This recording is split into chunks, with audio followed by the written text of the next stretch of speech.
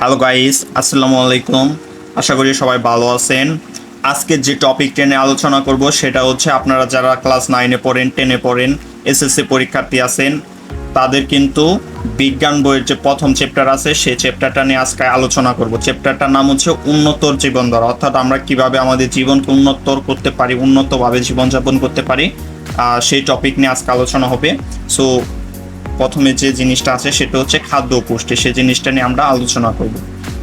খাদ্য কি? খাদ্য হচ্ছে আমরা যা খাই তাই খাদ্য। নর্মালি আমরা যা খাই তাই খাদ্য, কিন্তু পুষ্টিবিজ্ঞান অনুসারে আমরা যা খাই তার সবই কিন্তু খাদ্য নয়।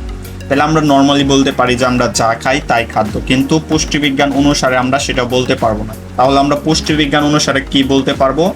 শুধু সেই সব আহার্য বস্তুকেই খাদ্য বলা যাবে যেগুলো জীবদেহে বৃদ্ধি করবে। ঠিক আছে, সেই সব আহার্য বস্তুকেই খাদ্য বলা যাবে যেগুলো জীবদেহে বৃদ্ধি, মানে কি আমাদের দেহটা বৃদ্ধি করবে, শক্তি উৎপাদন করবে, মানে আমাদের শরীরের ভিতরে শক্তি উৎপন্ন করবে, রোগ প্রতিরোধ, মানে আমাদের শরীরে রোগ প্রতিরোধ ক্ষমতা বৃদ্ধি করবে, এবং ক্ষয়পূরণ করবে, মানে বিভিন্ন রকমের আমাদের শরীরে যদি ঘাটতি থাকে বিভিন্ন জিনিসের, তাহলে সেই জিনিসের ঘাটতিগুলো পূরণ করবে।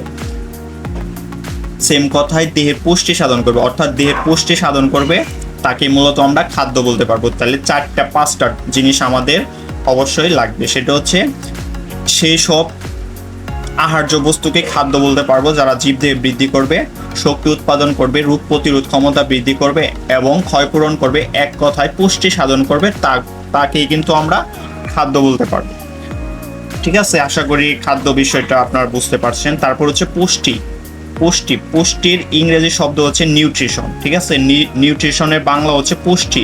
তাহলে পুষ্টি কি? পুষ্টি হলো পরিবেশ থেকে প্রয়োজনীয় খাদ্যবস্তু আহরণ করে খাদ্যবস্তুকে পরিপাক ও শোষণ করা এবং আত্তীকরণ দ্বারা দেহের শক্তির চাহিদা পূরণ, রোগ প্রতিরোধ, বৃদ্ধি এবং ক্ষয়পূরণ করা। পুষ্টির ইংরেজি শব্দ হচ্ছে নিউট্রিশন। অর্থাৎ পুষ্টি হচ্ছে পরিবেশ থেকে প্রয়োজনীয় খাদ্যবস্তু, অর্থাৎ পরিবেশ থেকে আমরা যে সকল খাদ্য পাই, যেমন পরিবেশ থেকে আমরা বিভিন্ন ফলমূল পাই, বিভিন্ন প্রাণী যেমন গরুর মাংস, মুরগির মাংস, যে জিনিসগুলো আমরা পরিবেশ থেকে পাই, সেই সব খাদ্যবস্তুকে খাইলে, মানে যেসব খাদ্যবস্তু আমরা খাই সেগুলাকে পরিপাক করবে, অর্থাৎ সেগুলাকে আমাদের পেটের ভিতরে গিয়া পরিপাক হবে, তারপরে সেগুলো শোষণ হবে, তারপর সেই শোষণ দ্বারা যে আমাদের দেহে শক্তি উৎপন্ন হবে, বিভিন্ন রকমের চাহিদা পূরণ হবে, রোগ প্রতিরোধ ক্ষমতা বৃদ্ধি পাবে, তারপরে বিভিন্ন ক্ষয়পূরণ করবে, তাদেরকে মূলত আমরা পুষ্টি বলতে পারবো। ঠিক আছে, তারপর অপরদিকে খাদ্যের যেসব জৈব অথবা অজৈব উপাদান জীবের জীবাণু শক্তির যোগান দেয় তাদেরকে একসঙ্গে পরিপোষক বা নিউট্রিয়েন্টস বলে। ঠিক আছে, এই নিউট্রিয়েন্টসগুলা সবগুলা নিউট্রিয়েন্টস একত্র হয়ে তৈরি হয়ে হচ্ছে পুষ্টি। ঠিক আছে, যেমন এই জৈব অজৈব উপাদান মিলা, যেমন গ্লুকোজ কিন্তু হচ্ছে একটা নিউট্রিয়েন্টস, তারপরে খনিজ লবণ হচ্ছে একটা নিউট্রিয়েন্টস, ভিটামিন একটা নিউট্রিয়েন্টস। এই নিউট্রিয়েন্টসগুলো একত্রিত হয়ে তৈরি হয়ে হচ্ছে আমাদের নিউট্রিশন বা পুষ্টি।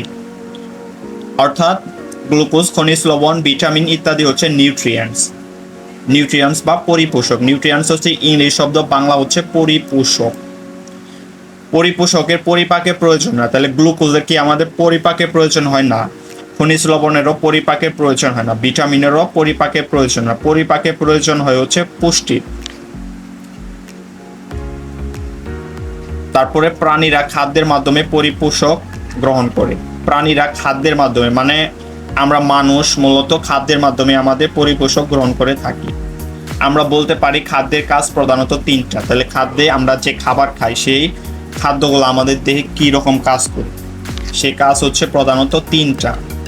ফার্স্ট ওয়ান হচ্ছে খাদ্য দেহের গঠন করে, মানে আমাদের দেহটা কেমন হবে, মোটা হবে নাকি চিকন হবে, অথবা ফর্সা নাকি কালো হবে, সেই রকম দেহের গঠন করে হচ্ছে খাদ্য। তারপর হচ্ছে বৃদ্ধি সাধন করে, অর্থাৎ আমাদের দেহটা কতটুকু বৃদ্ধি হবে, কতটুকু হবে, সেগুলা মূলত সাধন করে হচ্ছে খাদ্য। তারপরে আমাদের শরীরে বিভিন্ন রকমের যদি রক্তের ক্ষয়পূরণ থাকে, অথবা আর্সেনিকের, বিভিন্ন রকমের যে আয়োডিনের, তারপরে সোডিয়াম, ক্যালসিয়ামের যদি ক্ষয় থাকে, তাহলে সেগুলাকে পূরণ করবে হচ্ছে খাদ্য।